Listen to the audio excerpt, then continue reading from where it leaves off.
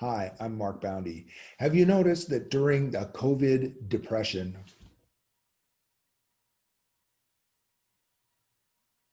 Hi, I'm Mark Boundy. Have you noticed during a COVID related recession that it's much more important and much easier to keep and grow your existing customers than it is to go out and find new ones? This reality brought to you by COVID-19. In my book, Radical Value, I talk about some of the approaches that it takes to be more value and more customer focused in your account management. And these skills and these practices are much more important now than they ever were before. So let me tell you what I'm talking about. When we have a lot of people have a pipeline. I use a funnel, same thing, where we think of many opportunities coming in, and we winnow them out. The customers leave or we qualify them out until there's fewer of them and customers drop out the bottom. This is a really good model, especially when it comes to studying or to understanding our sales on net new customers that don't do business with us. We force existing customers through this funnel, but it's a little bit less accurate. It's a little bit more less realistic in understanding the situation. So a lot of times, some clients have started to develop this infinity loop, where if you take this funnel, it makes the left-hand loop out of this infinity loop. So now this is when they've bought, used, loved, recommended, figured out what they want in addition. And so this is the cross sell the second time through, and this is the next upsell, and then this is another cross sell. All right, so this infinity loop is much more illustrative of what happens with our existing customer in a lot of B2B industries. So this is probably a great tool to understand new sales. It's an okay tool to understand your existing sales, because I don't like to talk about after the sale, and this funnel makes it look like after this, it's somebody else's job.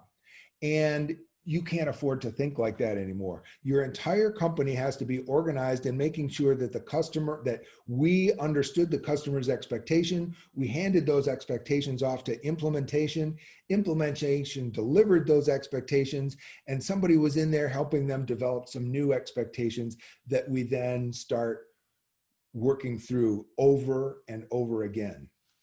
So this is a little bit more like what you should be thinking during a recession. This is what you should always be thinking if you're in a business that relies on repeat business with your customers. It's not after the sale, it's between sales. And when you're managing an existing account, there's kind of two schools of thought. There's the predominating school of thought in terms of account management, and then there's the one that I subscribe to and that I teach and that I work on with my clients. So let me compare those two. This is kind of the traditional, what most people do. And this is the school of thought that I ascribe to. And actually this slide here, I disagree with the one thing here. I think it's actually a 3 to 5 year planning horizon. So here we have a 1 year or less planning horizon. Here that horizon goes out 3 to 5 years. We're looking at this relationship over much longer time horizon, because here we're focused on what sales I'm going to make this year, because after this year nothing counts. That's another fiscal year. And so the account plan is really just the collection of all the individual sales plans that I expect to try to sell to a client this year.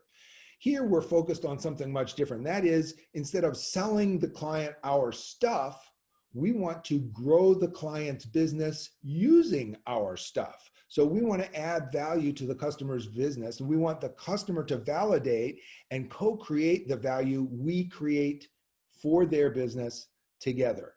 And you see how this is much more important during a COVID recession?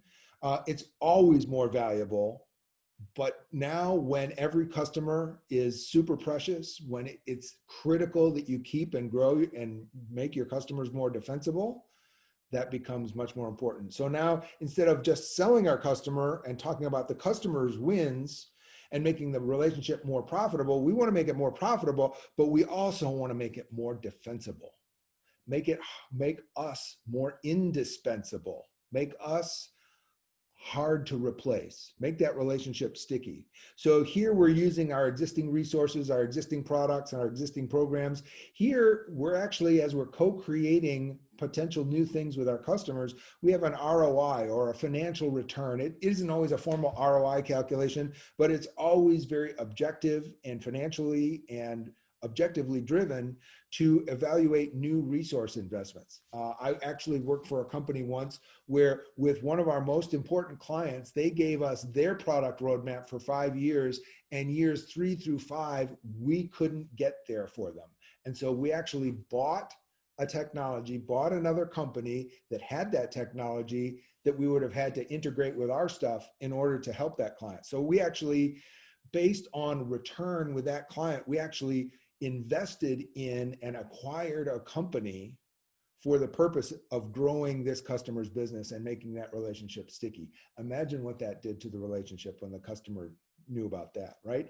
Here, account management is a sales organization initiative, right? We have your key account managers, your sales managers, your account managers are all in a pure sales role, and you might have a single point of contact. Here, it is a cross-functional business initiative with several to many peer-to-peer contacts. Now, sales, that account manager role then becomes a quarterback, and that becomes the central clearing point for a lot of information. You can't leave sales out of the loop, but you can't have sales be the primary source of contact with people at your customer who really want to talk to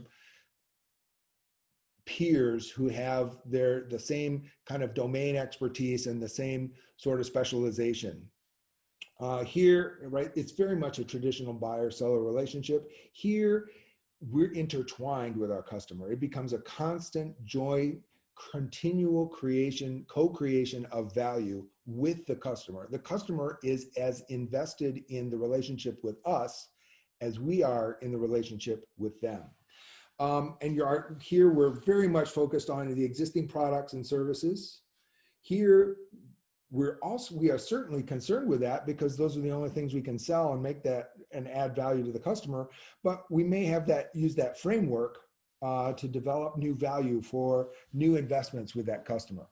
So I hope this helps understand the difference between selling the first time and selling over and over to the same customer. And you can see how important this is right now in our COVID economy, how important it is to grow and deepen our existing relationships. I hope this helps. Call me if you have any questions. I'm at mark@boundyconsulting.com. Of course, you can go out and read more about this in my book, Radical Value. Thanks. Have a great high value day today.